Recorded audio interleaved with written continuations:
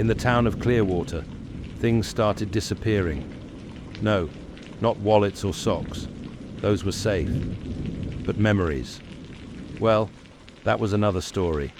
It began subtly. First, Mrs. Jenkins couldn't remember where she'd parked her car. It wasn't until she realized she didn't own one that folks started getting suspicious. Word spread that people were forgetting odd things. Their middle names, their favorite colors, even what they had for breakfast. Although, to be fair, who does remember breakfast? The town gossips claimed it was an epidemic, but Doc Martin wasn't buying it. He chalked it up to age and stress, like every doctor since the dawn of time. Then came Benny, the town's beloved mailman. One day, Benny showed up at the bakery, confused. "Who am I again?" he asked between bites of a donut. People laughed it off at first. Benny always was the town clown. But when he couldn't recall the names on the letters in his hand, folks stopped laughing. The memory eater was real. Now, it wasn't a name people came up with all on their own. No, that would be too easy. It was actually little Timmy down the street, the kid who wore superhero capes and pretended his bike was a spaceship. Timmy claimed he'd seen the creature. "It's like a shadow," he said, eyes wide. "It sneaks into your head when you're not looking and eats your memories like popcorn." Naturally, everyone ignored Timmy. Kids with superhero capes and imaginary bikes, not exactly reliable sources. But after the sheriff forgot how to drive his patrol car and ended up in someone's chicken coop, well, people started to listen. Suddenly, Clearwater was in a panic. The memory eater could be anywhere, anyone. Was it the mailman, the baker, or that weird guy who never left his house? People started tying strings around their fingers, carrying notebooks, or writing reminders on their hands. But it didn't matter. If the memory eater got you, no string or scribbled note could save your past. One night, Jim, the town conspiracy theorist, gathered a group of locals at the diner. He'd spent hours researching on the internet, which basically meant reading every online forum known to man. "The memory eater's weakness," Jim announced dramatically, "is something so obvious, so simple. We've all overlooked it. Chocolate chip cookies." Everyone stared, waiting for the punchline. But Jim was serious. Apparently, his research had led him to believe that the creature couldn't resist cookies, much like everyone else in Clearwater. Naturally, the group was skeptical, but what choice did they have? So, armed with plates of cookies, the townsfolk staked out various spots, libraries, playgrounds, and even Mrs. Jenkins' empty garage. Hours passed, and nothing. Most folks gave up, but not Jim. Just as he was about to pack up his cookie arsenal, a shadow slithered across the pavement. It was quick, barely noticeable, but Jim saw it. "Gotcha," he whispered. The memory eater emerged from the shadows, drawn to the cookies, just as Jim predicted. It wasn't big or scary, more like a wisp of fog with a hunger for the past. Jim tossed a cookie its way, and sure enough, the creature devoured it, then disappeared. And just like that, memories began to return.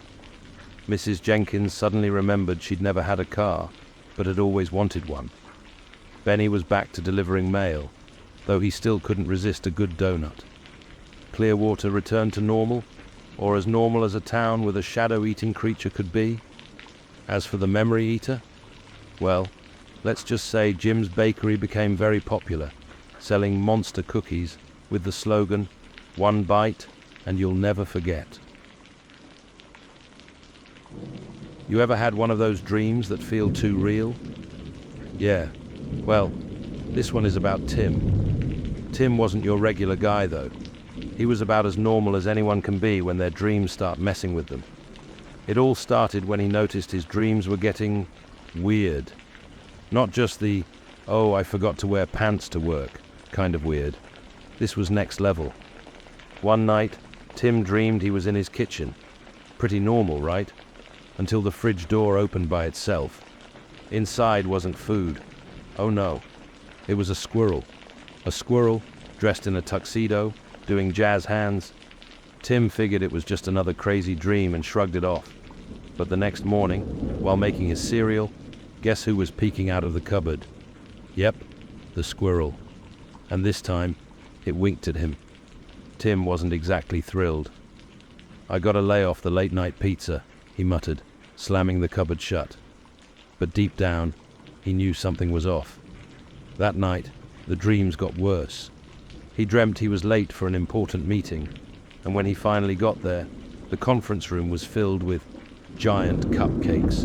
Delicious, terrifying cupcakes. The boss, who was a 6-foot-tall strawberry muffin, was talking, but Tim couldn't hear a word. He was too busy fighting the urge to take a bite out of the guy's face. Next morning, Tim woke up in bed. His bed, right? Wrong. He was in a hotel room, somewhere he'd never been before. What? Tim blinked, convinced this had to be another dream. But when he pinched himself, ouch, this was real. Or was it? He couldn't tell anymore. The lines between dreams and reality had blurred. He tried to shake it off and went to the mirror, splashing water on his face. He glanced up, and there was the squirrel again, this time wearing sunglasses. Tim nearly lost it. "That's it! No more takeout!" Tim yelled to no one in particular. But even as he tried to laugh it off, a tiny voice in the back of his head kept whispering, "This isn't just a dream." Something was messing with his mind, and it was getting harder and harder to tell what was real. Now Tim was a smart guy, or at least he thought he was.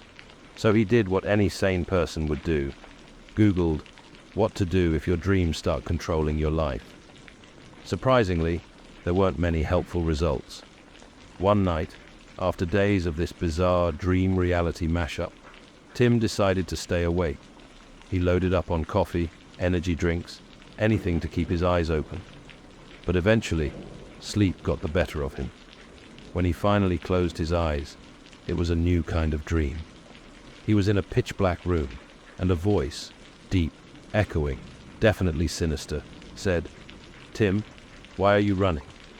Tim looked around. "Running? I'm not running." "Yes, you are," the voice said.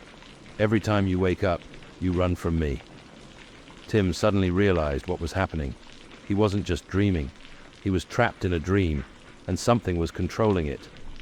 "Well, that's just rude," Tim snapped. "At least let me dream about pizza next time." The voice chuckled. "Oh, Tim, this is no ordinary dream. You see, I control when you wake and when you sleep. The lines you try to define no longer exist."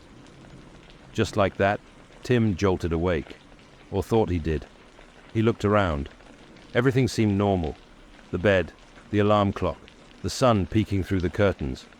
But then, out of the corner of his eye, the squirrel waved again, this time with a smug little grin. And that's when Tim knew. Dream or not, this was his reality now. So, next time you go to bed, you might want to double-check for squirrels in tuxedos. Or, just hope you don't get a Tim situation. Because who's to say your next dream is really just a dream? A man jolts awake, lying on a cold, white floor. He rubs his eyes and looks around, confused. "Where am I?" he mutters. Surrounding him, 5 strangers lie scattered, equally disoriented, in a room with walls too white and bright to feel real. No windows, no doors, no memory of how any of them got there. The air feels strange, like the world forgot to turn on the fresh setting. The first to speak is a young woman with wild red hair, sitting up and squinting at the group. "Is this some sort of escape room? 'Cause I didn't sign up for this." "I don't think they let you sign up for kidnappings," grumbles an older man, massaging his temples. A lanky guy in a superhero t-shirt groans, standing up. "So, let's recap. No phones, no exits, and absolutely no clue what's going on. Great start to a Monday." Another man, who looks like he just rolled out of bed, slippers and all, chimes in. "Guys, is it weird that I'm hungry? Like, really hungry? If this is a prank, can they at least deliver pizza?" Suddenly, A robotic voice crackles from hidden speakers. Welcome to the experiment. You must figure out why you are here.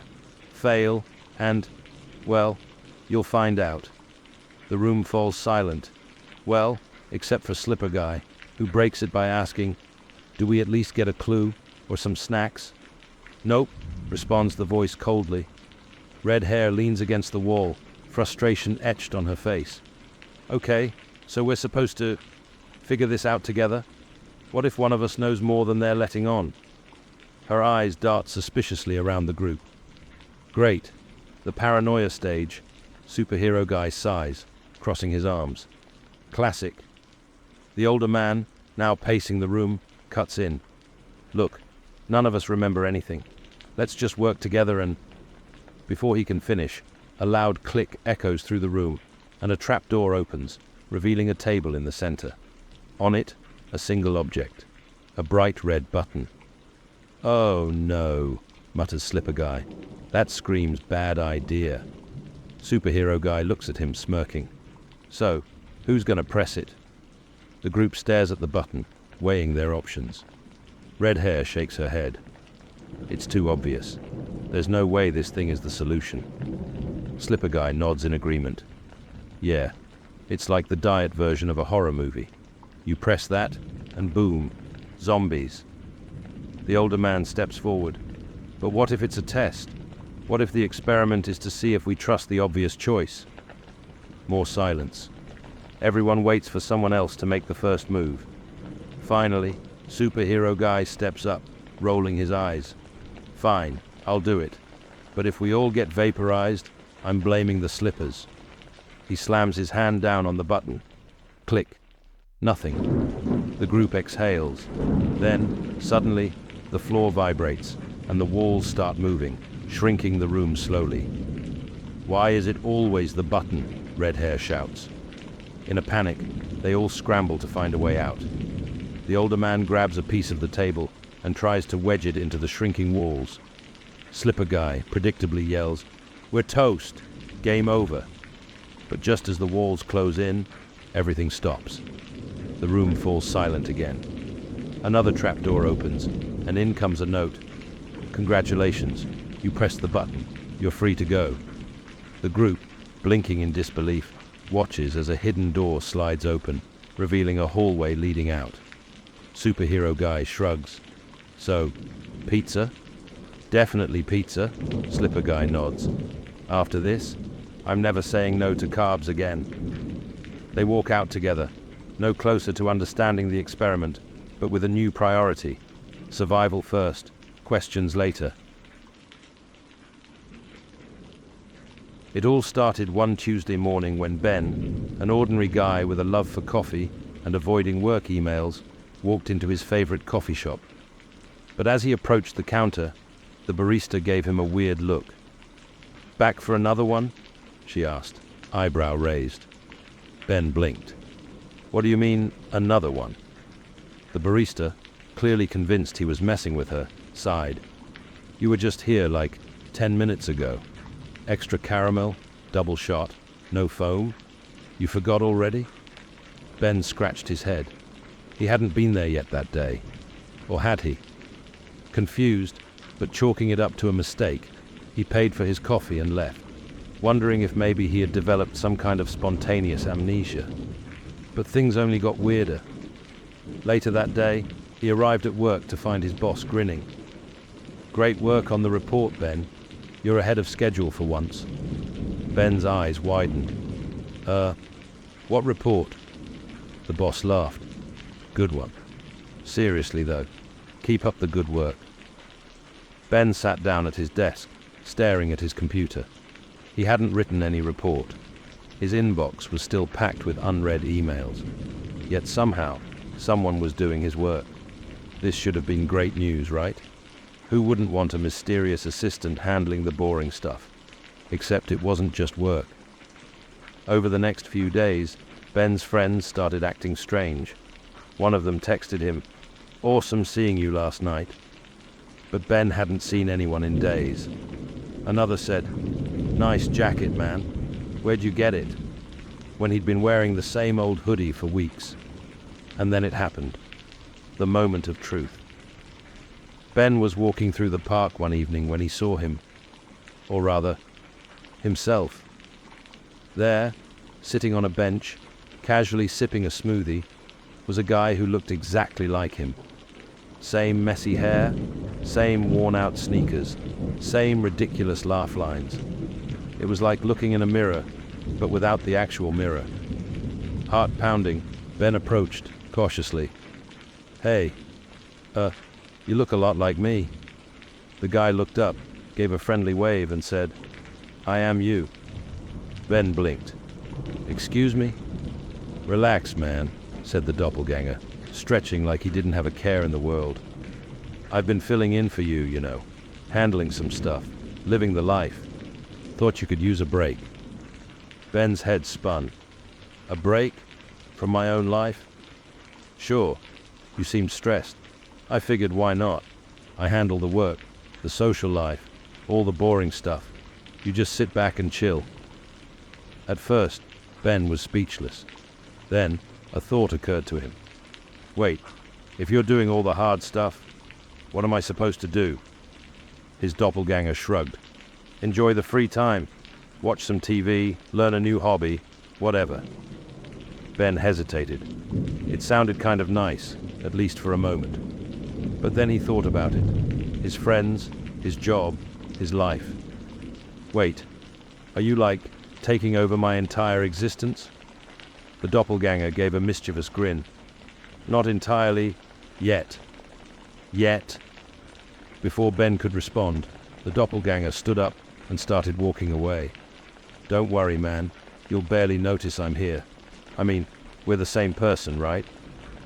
Ben stood there, watching himself stroll into the distance, completely stunned. His life was slowly being replaced, and the worst part, he couldn't even tell who was better at being him or the other guy. So, if you ever feel like someone's doing your job a little too well, or your friends suddenly love you more than usual, maybe it's time to check if you've got a doppelganger too. And if you do, well, just make sure you get some of the perks. After all, who said two's a crowd? It started with Alex waking up in the strangest places.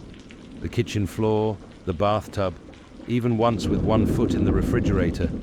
Don't ask how that happened. At first, it was easy to laugh off. Maybe Alex was just hungry in their sleep. But things were starting to get a bit too weird. One night, Alex woke up in the backyard, wearing pajamas, of course, and gripping the garden hose like it was a sword. Another night, they found themselves standing in front of a neighbor's house, holding a spoon. And that neighbor? Yeah, it was the one with the creepy gnome collection. If Alex didn't know better, they'd think that gnome with the pointy hat winked. Naturally, Alex did what anyone would do when they're sleepwalking across the neighborhood. They Googled it. Is my house haunted? Why do I sleepwalk? What if I never wake up? Typical late-night panic searches.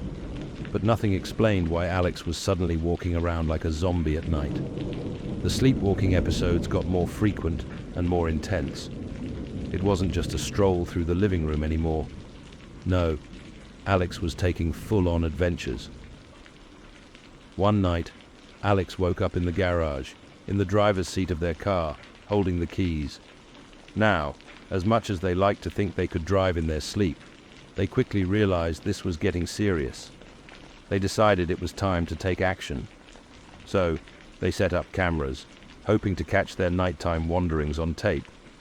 It was like their very own paranormal investigation, except instead of ghosts, it was just Alex doing questionable things, like trying to microwave a pillow. But the footage revealed something more disturbing. Alex wasn't just randomly wandering. They were doing something intentional. Each night, Alex would walk straight to a specific spot in the house, stop, stare, and stand there for what felt like hours. The spot, right in front of the old attic door, the attic, a place Alex hadn't been in years, mostly because it was filled with cobwebs and boxes labeled "Do Not Open." But now, it seemed like that dusty old attic was calling them. Maybe it was time to check it out, awake this time. Armed with a flashlight and a lot of courage, and maybe a little bit of leftover pizza for comfort, Alex climbed up into the attic. Dust filled the air, and the floor creaked underfoot. Boxes were piled high, and there, in the corner, was an old chest. Of course, it had to be a creepy chest, right? Alex opened it cautiously, half expecting a ghost to pop out. Instead, they found something much more chilling, a collection of childhood drawings. And not just any drawings. These were strange, unsettling sketches of a place Alex couldn't quite remember. As Alex dug deeper, memories started to surface. A childhood house, a forgotten town, and a strange figure that always appeared in the corner of their dreams. That figure, it was real. Alex had seen it before, long ago, during a time they had blocked out. But now, it all made sense. The sleepwalking, the attic, the chest. It was all connected to something from their past, something they had forgotten, but their mind clearly hadn't. The more Alex uncovered, the more unsettling it became. It turned out they had sleepwalked as a child too, always ending up near that same figure. But no one had ever believed them. Now, that shadowy figure was back, lurking in the forgotten corners of Alex's mind, drawing them closer each night. Alex realized they had to confront it, whatever it was. But before they could do anything, the sleepwalking episode stopped. Just like that, as if the journey had ended. But had it? The chest, the attic, the memories, they hadn't gone anywhere. And every night, just before falling asleep, Alex couldn't shake the feeling that something, or someone, was waiting for them, just beyond the attic door. Would you sleep well after that? It was supposed to be a perfect road trip. 4 friends, Tom, Jessica, Mike, and Emily, piled into an old but reliable van, armed with snacks, terrible playlists, and an unwavering trust in their GPS. The plan was simple: drive to the mountains, camp out, and enjoy nature. The first part went great. They were laughing, making fun of Tom's awful driving skills, and debating if pineapples on pizza was a sin. But things started to go south when the GPS suddenly chimed, "Turn right onto Hollow Road." Mike squinted at the screen. Anyone else think this doesn't look like the highway?" Jessica leaned forward. "No way. That's not even a road. It's more like a dirt path." Emily shrugged. "Maybe it's a shortcut. You know, less traffic." And so, trusting the all-knowing GPS, Tom made the turn. The van bumped along the narrow, twisted road. The trees seemed to close in, thick and dark, and the once blue sky turned an eerie shade of grey. Silence fell over the group as the GPS calmly announced, "Continue for 13 miles on Hollow Road." Mike was the first to break the silence. 13 miles? This better be one heck of a shortcut. Jessica laughed nervously. Or we're about to star in the worst horror movie ever. Not 10 minutes later, the road became even rougher. Potholes the size of craters and trees so close, they scraped the sides of the van. And that's when Emily noticed something. Or rather, someone. "Hey guys, who's that?" she asked, pointing ahead. On the side of the road, a shadowy figure stood perfectly still. As they passed, the figure turned its head to follow their van. No face, just a pair of glowing eyes. It was gone in a flash, but not from their memories. Tom's knuckles whitened on the steering wheel. "Did anyone else see?" "Yep," Mike cut him off. "Keep driving, man. Just keep driving." They sped up, but the trees got denser, the sky darker. The GPS chimed again. "Prepare to turn left onto Dead Man's Highway." Jessica snorted, trying to lighten the mood. "Wow, great name. Can we get directions to not die?" But no one laughed. Ahead, the road forked into what looked like an ancient, cracked highway. No signs, no lights. The only thing guiding them was the GPS insisting, "Turn left." Against better judgment, they did. As soon as they turned, the air grew icy, like someone cranked the AC way up. The trees lining the highway were bare and twisted, like gnarled fingers reaching toward them. Then came the whispers, soft, chilling, like 1,000 voices all saying the same thing, but none of them made sense. "Tom, drive faster," Emily whispered, her voice shaking. But the van sputtered, slowed, then stopped. The engine was dead. "Great," Tom muttered. "We're stuck." Suddenly the van shook violently, as if something, or someone, was trying to break in. The windows fogged up, and a handprint appeared on the passenger side window, followed by another, and another. Jessica was done. "We're going to die here because we trusted a GPS." Just as they were about to panic, the GPS spoke again, but this time the voice was different, deeper, almost mocking. "You have arrived at your destination." Without thinking, Tom tried the ignition one more time. To their surprise, the van roared to life. They sped off, veering back onto the main road, leaving the haunted highway behind. As they drove away, the trees parted, and the eerie fog lifted. The regular, well-lit highway appeared, like none of it had ever happened. "Next time," Mike said, panting, "we're using a map." The GPS gave one final chime, almost as if laughing, recalculating. They didn't stop until they reached the mountains. But one thing was clear: never trust a GPS with a sense of humor. A traveler, tired from days on the road, stumbles into a quaint little village that looked like it was plucked right out of a postcard. Picturesque houses, friendly locals, and a quaint bakery that smelled like heaven. As he ambled through the village, he couldn't help but notice the eerie silence that hung over the place, like everyone was holding their breath.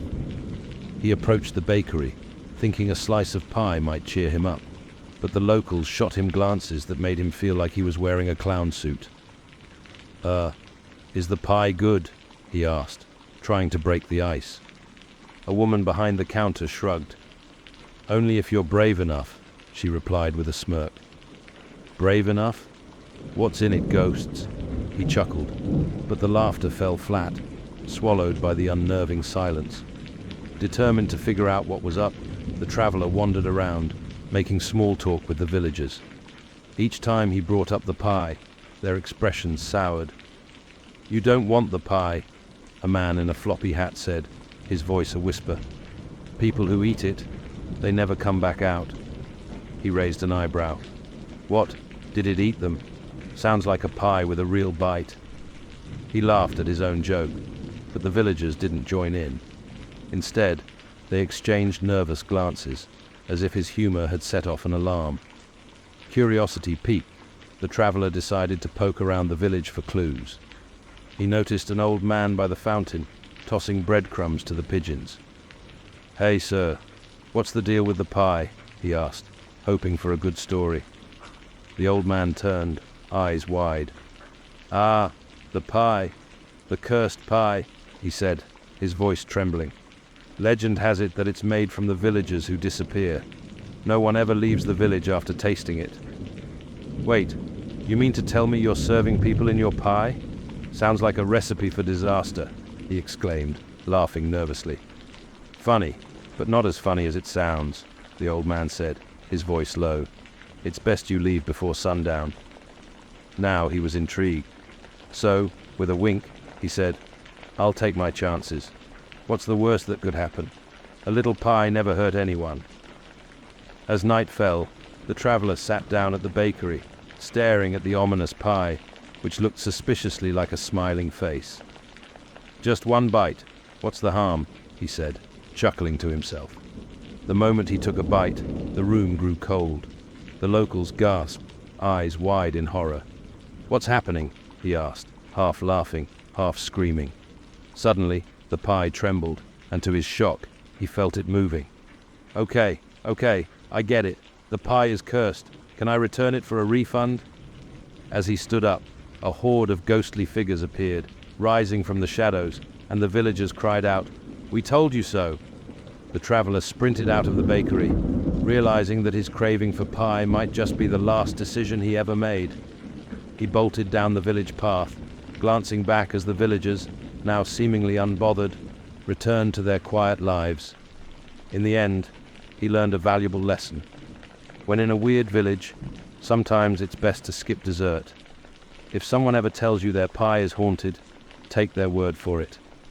So, dear viewers, what's your favorite way to avoid a cursed pie? Leave a comment below, and remember, dessert might just be the scariest part of your meal.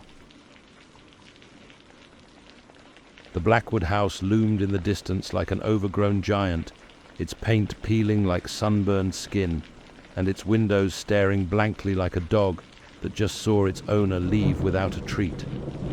When the Johnson family received a letter claiming they inherited this mansion from a distant relative they couldn't even remember, they were both excited and confused. Who was Uncle Edgar, and why did he leave them this creepy estate? Maybe he was rich, Timmy, the youngest, exclaimed, bouncing on his toes. Or maybe he was a vampire. Can we go live in a castle? His older sister Emma rolled her eyes. More like he was a hoarder. Look at that place. I bet it's full of junk. With high hopes and a truckload of snacks, the Johnsons drove up to the mansion. The rusty gate creaked open, as if welcoming them to their new adventure, or a horror movie.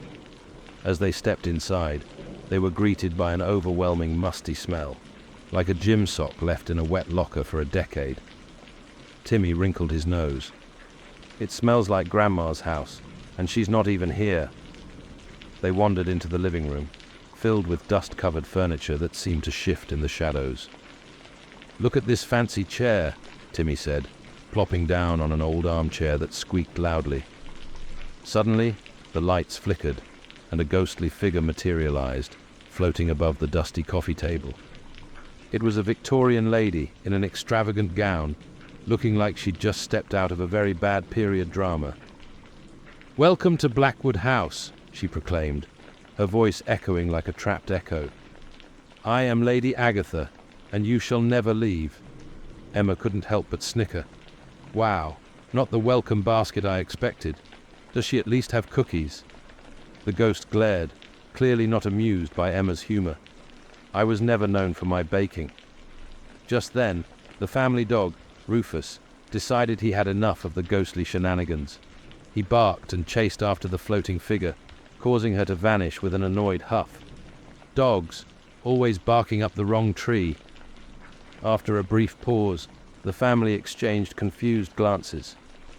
"Did we just chase off a ghost?" Timmy asked, his eyes wide with excitement. "Does that make us Ghostbusters?" As night fell, the mansion groaned and creaked, making sounds that could rival a horror movie soundtrack. They gathered in the kitchen, armed with marshmallows and chocolate for s'mores. Suddenly, a cabinet swung open, sending dishes flying across the room. Maybe we should call a professional," Emma suggested, dodging a plate that whizzed by her head. Timmy, now fully convinced they were living in a ghost story, grinned widely. "Come on, what's a little poltergeist? This is the coolest family vacation ever." "Yeah, until one of us gets turned into a ghost," Emma said, rolling her eyes again. Just then, Lady Agatha reappeared, slightly annoyed but intrigued by the chaos. "You dare to mock my home?" "Oh, we're not mocking," Timmy said, holding up a marshmallow like a peace offering. "We just want to hang out. You're not busy haunting or anything, right?" Lady Agatha's expression softened. "Well, I do appreciate a good s'more." And just like that, the Johnson family ended up having a ghostly barbecue. They shared stories, laughter, and even a few jokes at the expense of the old house's creaks and groans. In the end, Blackwood House was no longer just a creepy mansion. It was a home filled with laughter, even if it came with a few spooky guests. As they packed up to leave, Timmy turned to Lady Agatha. "Can we come back next summer? I mean, what else are you going to do? Float around and scare people?" With a smile, Lady Agatha replied, "As long as you bring the marshmallows." And the Johnsons left with a tale to tell, and a new friend, an old ghost, with a surprisingly good sense of humor. The group huddled around the table, their eyes gleaming with a mix of curiosity and mischief. Nick, the self-proclaimed expert in the supernatural, had convinced everyone that playing with an Ouija board was a brilliant idea. "What could possibly go wrong?" he said, as if he hadn't seen every horror movie known to mankind.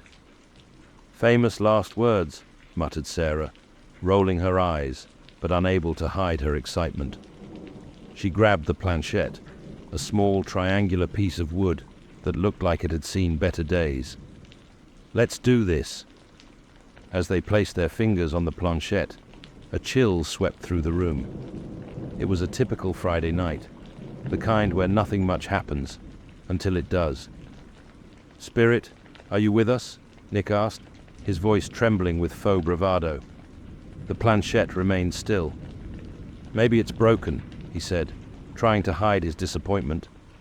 "Maybe it just knows you're a loser," teased Jake, the jokester of the group. But before Nick could retort, the planchette suddenly darted across the board, spelling out, "Yes." The room erupted in laughter, half scared and half thrilled. "All right, let's ask it something really good. Like, what's my crush's favorite color?" Jake chimed in, a smirk plastered on his face. But before they could ask anything else, the lights flickered ominously. "Did you feel that?" Sarah whispered, her bravado melting away. "Nah, it's just the old wiring." Nick dismissed her fear, though he couldn't help glancing over his shoulder. Okay, let's ask something serious. Spirit, who's the coolest person in this room?" Sarah said, a playful grin on her face. To their utter shock, the planchette moved again, landing on Nick. The room burst into laughter again, but Nick was too busy puffing up his chest to notice. "I knew it," he proclaimed, until the lights flickered again, this time more violently. Suddenly, a low growl echoed from the corner of the room. "Did you guys hear that?" Jake's eyes widened, turning serious for the first time. "It's probably just the cat," Nick replied, trying to maintain control, though he was starting to sweat. But then, the Ouija board itself shook violently, and the planchette flew off, knocking over a glass of soda. "What the?" Sarah screamed. "Maybe we should stop," Jake suggested, looking around nervously. "No way. We're just getting started," Nick countered, a mixture of thrill and terror flashing in his eyes. "All right, Spirit. What do you want?" Nick shouted, almost defiantly.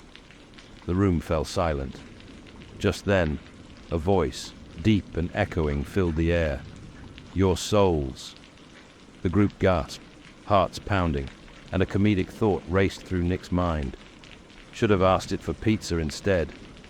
In a panic, they all reached for the board, but the table began to shake violently.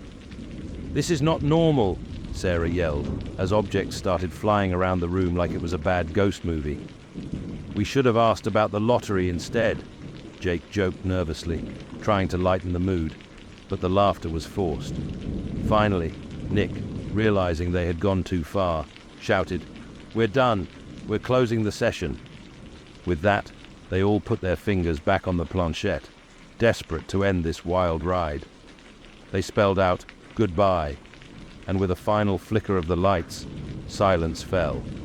As they exhaled in unison, the tension broke, and laughter erupted again. "Never again," Sarah declared, still shaky.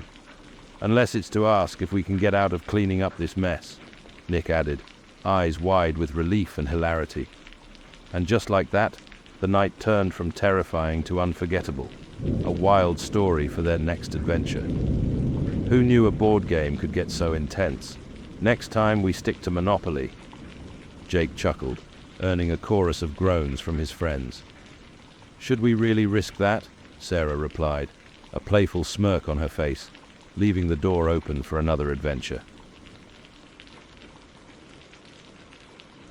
Tim was your average guy, except he had a rather peculiar problem. He had developed a keen ability to notice shadowy figures lurking in the corners of his home. At first, he thought it was just his overactive imagination, or perhaps the coffee he had been brewing was stronger than usual. But when the shadows began to shuffle and peek around corners, Tim knew he was in for a wild ride. One evening, after a long day at work, Tim plopped down on his couch with a bag of chips and his favorite horror movie. As he munched away, a dark silhouette flickered by his peripheral vision. "Did you see that?" he exclaimed, glancing around the room. The only response was the silence of his empty living room and the sound of crunching chips. It was time to confront this shadowy menace. Armed with nothing but a flashlight and his trusty broom — hey, it worked for his mom — Tim decided to investigate. He crept through his home like a ninja, illuminating dark corners where these shadowy figures liked to hang out. "All right, shadows, show yourselves," he yelled, sounding more courageous than he felt. But all he got in return was an eerie rustle, as if the curtains were having a whispering contest.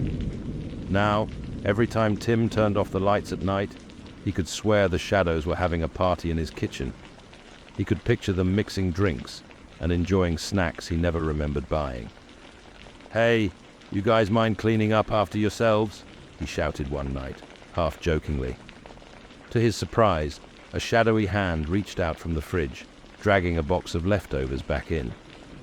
"You've got to be kidding me," he muttered, unsure if he was more amused or terrified.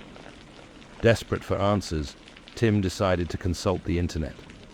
A few hours of browsing later, he was convinced he was either haunted or the protagonist in a bad horror movie. Shadow people? Are they like the pizza delivery guys of the spirit world? He laughed, picturing them sliding into his living room with a pizza. Hey, did someone order extra toppings? To take matters into his own hands, Tim enlisted the help of his skeptical friend, Max. "Come on, Max, you've got to help me catch these guys," he insisted, showing Max the latest shadow he had spotted. Max rolled his eyes but agreed, curious to see what all the fuss was about. That night, the two set up a makeshift stakeout with snacks, flashlights, and a camera to capture the elusive shadow people. Hours passed, filled with exaggerated whispers and plenty of jokes about what the shadows might be up to. Just when they were about to give up and call it a night, a shadow darted across the room, faster than a cat on a hot tin roof. "Did you see that?" Tim shouted, pointing dramatically. Max, in a mock-serious tone, replied, "Maybe it's just trying to avoid our cooking." As they laughed, the shadow halted, as if caught off guard by the banter. Suddenly, the lights flickered, and a shadowy figure appeared right in front of them, arms crossed, looking rather annoyed. Tim and Max froze, eyes wide. All right, we'll order takeout," Tim exclaimed, hands up in surrender. The shadow's expression softened, and it gestured toward the door as if saying, "Finally, someone gets it." From that day on, Tim and Max didn't see the shadows as threats, but rather as quirky roommates who just needed a little love, and maybe a pizza party now and then. And if you ever visit Misty Hollow, keep an eye out for shadowy figures lurking in the corners. Who knows, they might just be waiting for an invitation to dinner. And remember, if you ever spot a shadow, don't panic. Just offer them a slice of pizza. You never know, they might become your new best friends. In the heart of a once thriving village, a group of survivors navigated the cobblestone streets that were now eerily silent. The air was thick with a stench that could only be described as a mix between old cheese and a very angry skunk. It was the aftermath of a deadly disease sweeping through, leaving behind grotesque mutations that turned the villagers into bizarre versions of themselves. There was Harold, a former baker whose face had morphed into what could only be described as a loaf of bread with a beard. He swore it was a sign of his true calling. "Just call me the Bread Baron," he laughed, tossing bits of stale baguette to his friends. They all grimaced at the sight, wondering if he was serious or just loopy from the lack of clean air. Next was Clara, once the village florist, now sporting petals sprouting from her arms and a beehive for a hairdo. "It's all about embracing change," she chirped, swatting at her buzzing companions. "At least I smell like a garden." Her friends shared awkward glances, half intrigued and half terrified of the floral frenzy that was becoming their reality. As the group moved deeper into the village, they encountered Phil, the blacksmith, who had been transformed into something resembling a walking anvil. "I can't help it. I'm just trying to forge a new path," he joked, striking a pose that almost toppled him over. "Do you think I can get a job as a doorstop?" Everyone burst into laughter, relieved to find humor amid the chaos. They turned a corner and stumbled upon the village square, where a small crowd had gathered. "What's going on?" Clara asked, peering over the shoulders of a few mutated villagers. "Are they having a dance-off?" The villagers cheered as a group of mutants, with arms and legs awkwardly elongated, were trying their best to boogie. "This is the weirdest flash mob I've ever seen," Harold remarked, unable to contain his chuckle. But suddenly, the cheerful atmosphere shifted when a booming voice echoed from the old fountain. "You think this is a game? You dare mock the plague village?" The crowd fell silent, turning to see an enormous creature that looked like a mix between a mutated bull and a disgruntled librarian. "I have watched you all for too long, and it's time for you to learn a lesson in respect." The villagers exchanged worried glances, and Harold whispered, "Maybe we should start dancing again? He might just join us." Clara snorted. "Can you imagine? A raging bull trying to dance? Someone get him some jazz hands." They giggled at the thought, and just as the creature seemed ready to unleash its fury, the rhythm of the mutants took over. They began to dance again, and slowly, the creature's menacing demeanor softened. "What are you doing?" it bellowed, taken aback. "This is oddly entertaining." The villagers encouraged it, and soon, even the creature found itself swaying to the bizarre beat, shaking off the seriousness of its role as the plague guardian. In that moment, laughter filled the air, and the group realized that perhaps the greatest mutation wasn't physical at all, but their ability to find joy even in the darkest times. The plague village was no longer just a place of grotesque changes, but a community learning to embrace their quirks. As the sun set, the dance continued, the air still thick with the bizarre aroma of bread and flowers. "What's next? A bake sale," Phil joked. "I'll bring the rolls." The laughter echoed through the village, and they all felt a renewed sense of hope. "Would you stay here or run away?" Clara asked with a wink, and they all burst into laughter again. After all, in a village like this, who wouldn't want to stick around for the next wild adventure? Ava awoke one fine morning, her stomach grumbling like an angry lion. "Maybe today is the day I finally stop feeling like a bag of potatoes," she muttered, adjusting the hospital gown that was somehow both scratchy and oversized. After months of waiting, she was finally set to receive her long-awaited organ transplant. The doctor promised it would be life-changing.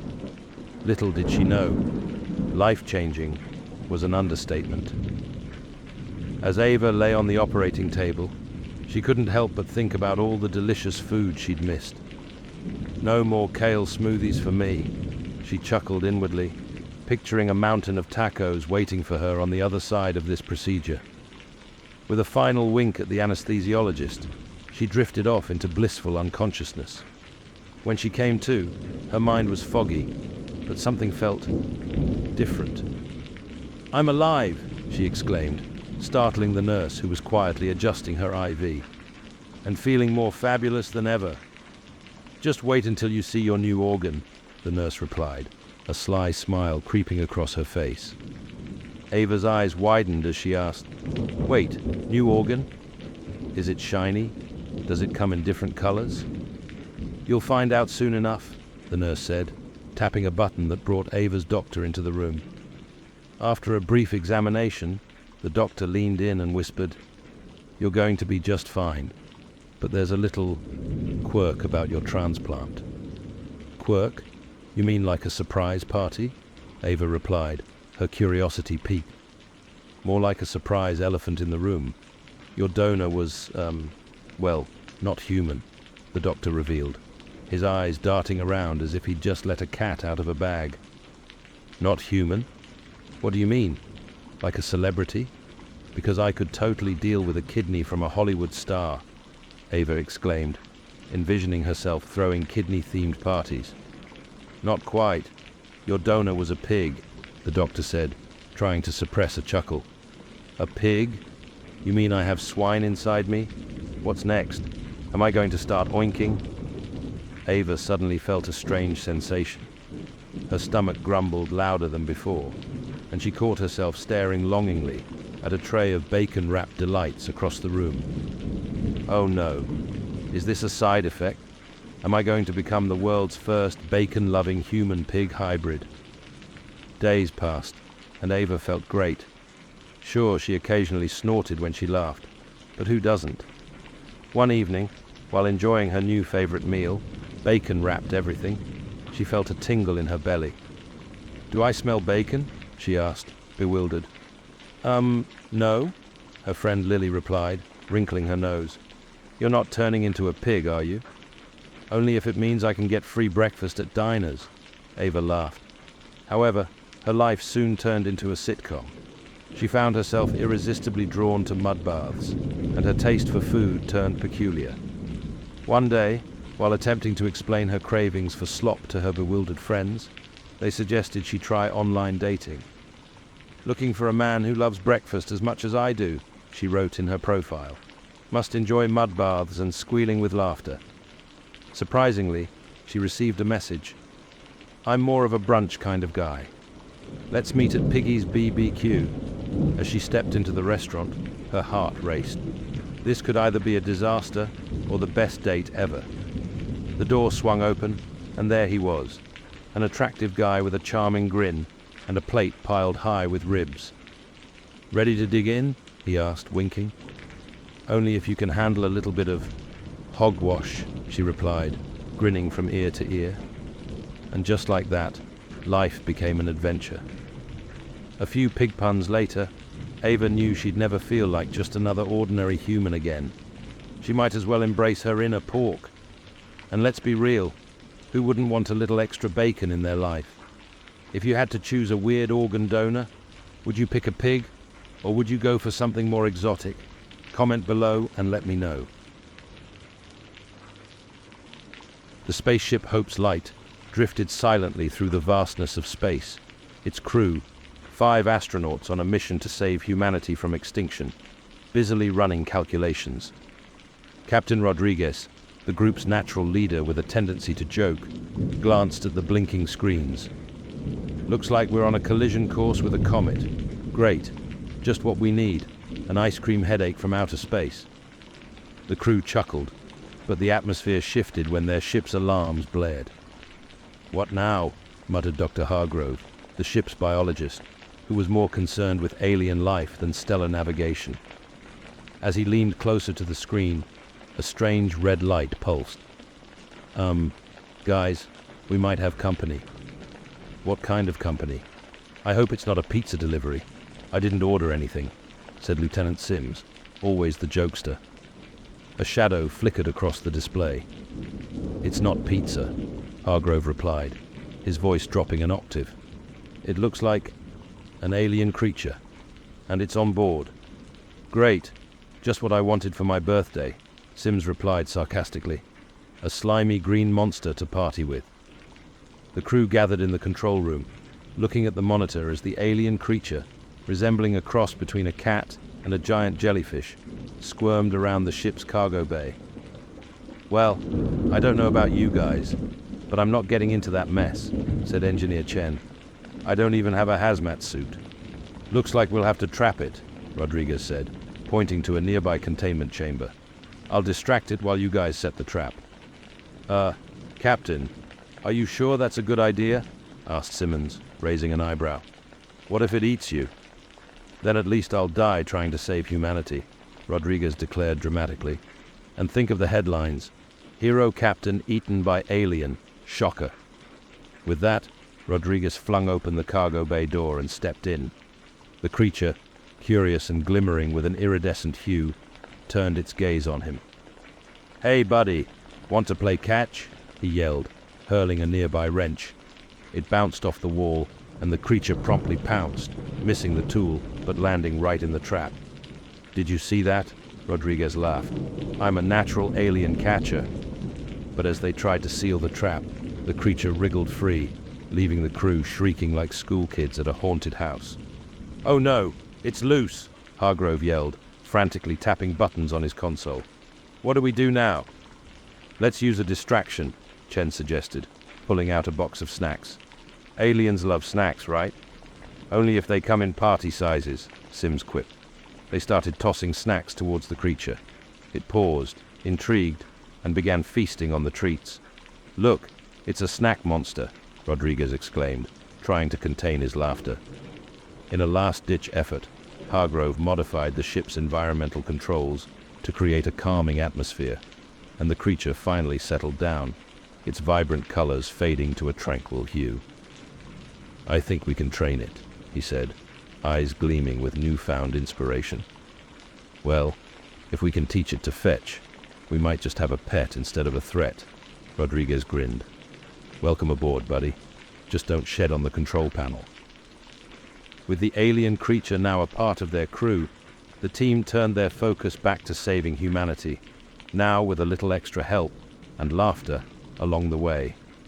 After all, what's a space mission without a few surprises?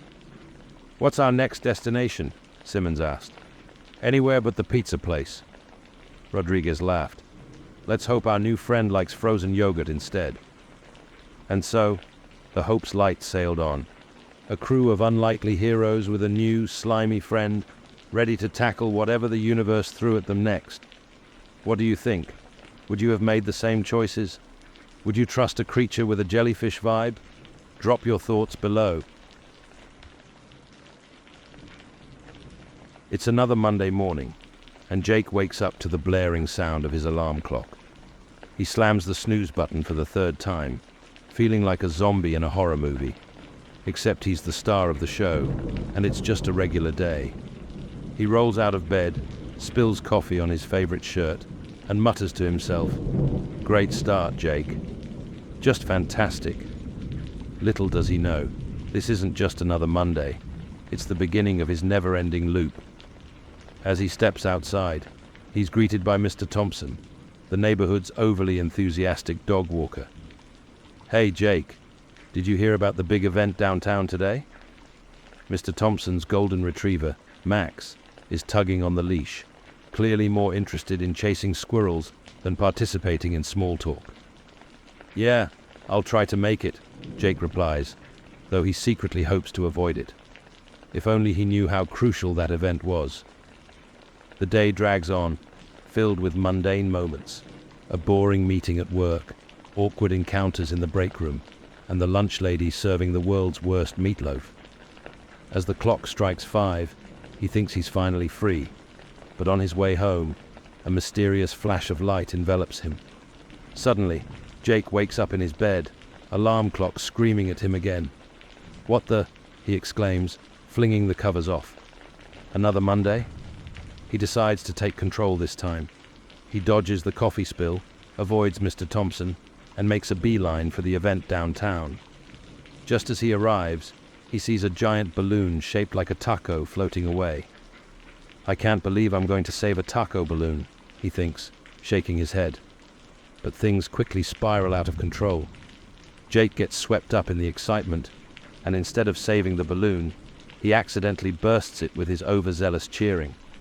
The crowd gasps, and he can feel their eyes on him. "Well, at least I made an impression," he mutters, trying to play it cool. Each time he wakes up, he tries a new approach, wearing a cape, pretending to be a superhero, starting a dance party at work, or even trying to convince his boss that meatloaf is a form of culinary torture. But each time, he fails to stop the catastrophic event looming on the horizon. As the days turn into an eternity, he starts to feel like a character in a sitcom that got cancelled too soon. One day, he stumbles upon an old woman knitting in the park. "Why not ask for help?" he thinks. "You've tried everything else."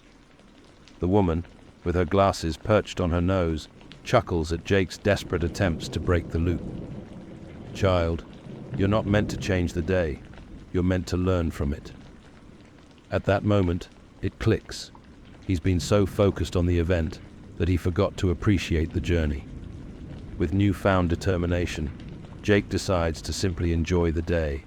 Every quirky conversation, every misstep, even the dreadful meatloaf. When he wakes up again, the alarm sounds like a friendly greeting. He dances through his morning routine, shares laughter with Mr. Thompson, and even turns the boring meeting into a comedy show. As the event approaches, he smiles, knowing he's ready for whatever comes next. The mysterious flash returns, and for the first time, he feels a sense of peace wash over him. He wakes up again, but this time, it's different. The sun shines brighter, the alarm clock plays a cheerful tune, and there's no sign of a time loop in sight. Did I finally do it? Jake grins, and just as he walks out, he glances back at the camera and winks. Remember, folks, sometimes it's not about changing the past, but making the present worth living.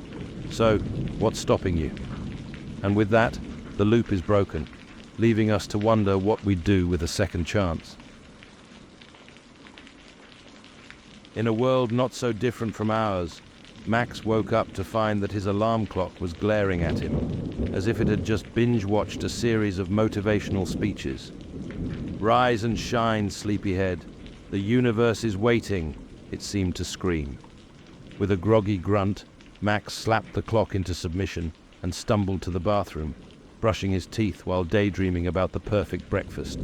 Pancakes piled high, drizzled in syrup, maybe even a side of bacon that would make a pig weep with joy. As he stared into the mirror, an odd flicker caught his eye. The reflection winked. Did my toothpaste just wink at me? Max thought. But before he could overthink it, he decided it was probably just the lack of sleep, or maybe a new toothpaste brand. He laughed. If toothpaste can wink, I'm in for a wild ride today. Little did Max know, he was indeed in for a ride, but not one he could have imagined. Later that day, while sitting in his favorite cafe, sipping a coffee that tasted suspiciously like cardboard, he noticed a woman in a lab coat sitting across the room, typing furiously on a laptop. She looked like she was in a high-stakes game of digital whack-a-mole. Suddenly, she glanced up, her eyes locking onto his. "Max, you need to come with me. Your reality is a simulation." Max blinked, nearly spilling his drink. "Excuse me, is this a hidden camera show? Because I'm ready for my close-up." The woman rolled her eyes. "No, really. You're living in a simulation created by an advanced civilization. It's like a video game, and you're the main character." "Wait, hold on. You mean I'm like the Mario of my own life? Do I get a princess?" He shot back, half laughing. "Not quite. You need to escape before the system resets and erases you," she replied, her urgency finally getting through his caffeine-fogged brain. "Trust me, it's like being in a bad movie, full of plot holes and questionable choices." Max was torn between disbelief and excitement. "So, what's the plan? Are we talking about Mission Impossible style or more of a get your friend to help you hack the simulation vibe?" "More like, let's grab some snacks and figure this out," she said, cracking a smile. "First, we need to find the glitch. Every simulation has one, just like how every sitcom has that one character who never makes sense." With a mix of disbelief and adventure, they set off on a quest, dodging digital obstacles, like a grocery store that only sold expired items and a park where squirrels spoke in riddles. "Why do you think they're so nutty?" Max quipped, and she groaned. "You really are the worst." Finally, after what felt like an eternity of weirdness, they reached the epicenter of the simulation, a giant control panel resembling an arcade game. "Press the red button," the woman yelled, and Max, fueled by a mix of curiosity and sheer stupidity, slammed his palm onto it. Suddenly, the world around them began to glitch, flickering in and out like a 90s VHS tape. "Is this what a midlife crisis feels like?" he shouted, just before everything went white. Max opened his eyes to find himself back in his bedroom, alarm clock glaring at him once more. Was it all just a dream, he wondered, shaking his head. Just then, the clock winked again. "Oh boy," he muttered. "This is going to be a long day." As he contemplated his next move, he couldn't shake the feeling that the universe was watching. "So, how about breakfast?" he said, grinning. "I could go for those pancakes after all." The clock chimed in agreement. "Now you're thinking like a pro." And that, dear viewers, is how Max learned that sometimes reality is just a simulation with a side of humor. So, what would you do if you found out your life was just a game? Would you hit the reset button, or would you keep playing? Dr. Miles, a highly skilled surgeon, prided himself on his precision in the operating room. Every incision was like a brushstroke on a canvas. Each patient was a masterpiece waiting to be created. But one fateful day, a new patient rolled in. A young woman named Emily, who was as mysterious as a cat in a magician's hat. She had an unusual ailment, a strange lump on her arm that looked suspiciously like a grapefruit. "Where did you get that thing?" he joked, trying to lighten the mood. But she just smiled cryptically, making him wonder if he'd accidentally offended the future owner of a citrus fruit company. As he examined Emily, he couldn't shake the feeling that there was more to her than met the eye. Was it her strange sense of fashion? Perhaps her penchant for using the word juxtaposition in casual conversation? Or was it simply that she had the uncanny ability to make even the most mundane hospital gown look like haute couture? Whatever it was, it fascinated him. Dr. Miles found himself thinking about her long after she left the clinic. He even started dreaming about her grapefruit-sized lump, envisioning it transforming into a magical orb that granted wishes. It was ridiculous, of course, but when you've spent years in a sterile environment, a little imagination can spice things up. The next week, Emily returned for her surgery. Dr. Miles was practically giddy with excitement, though he masked it behind his surgeon's mask. "Ready to get that grapefruit out of you?" he said, unable to suppress a grin. Emily laughed, a sound like tinkling wind chimes, and for a moment, he thought he could hear the faintest echo of his own heartbeat. As he prepped for the operation, he noticed something odd. Her file had been tampered with. Previous surgeries? No record. Medical history? Barely a blip. He raised an eyebrow and thought, is this woman a secret agent? A spy in witness protection? Or just someone who really dislikes paperwork? With his curiosity piqued, Dr. Miles dove into the surgery with enthusiasm. He was determined to uncover the truth about his enigmatic patient. As he worked, he couldn't help but chatter away, narrating every step as if he were hosting a cooking show. "And now, we'll delicately slice through the layers of skin. Watch out for the grapefruit." Then, the moment of truth arrived. As he carefully excised the lump, the room grew silent, and his heart raced. What lay beneath the surface? Would it be a grapefruit, a rare medical specimen, or perhaps an alien device? To his shock, he pulled out a small rubber duck. "Seriously?" he exclaimed, incredulous. Emily burst into laughter, the sound reverberating off the sterile walls. "I thought I'd brighten up the hospital, Doc," she chuckled. "Figured it might cheer up the surgical team." In that moment, all his concerns about her mysterious background melted away. They both laughed, and he couldn't help but appreciate the humor in the situation. Who knew a rubber duck could bring a surgeon and his patient together? As the days passed, Dr. Miles found himself captivated by Emily's quirky charm. They developed a friendship, filled with laughter and bizarre conversations. He learned that sometimes the most unexpected people could teach you the greatest lessons in life, even if they came with a grapefruit-sized rubber duck. And so, as the story wraps up, remember that life is full of surprises. So like, subscribe, and comment below for more intriguing tales. Who knows what will roll in next?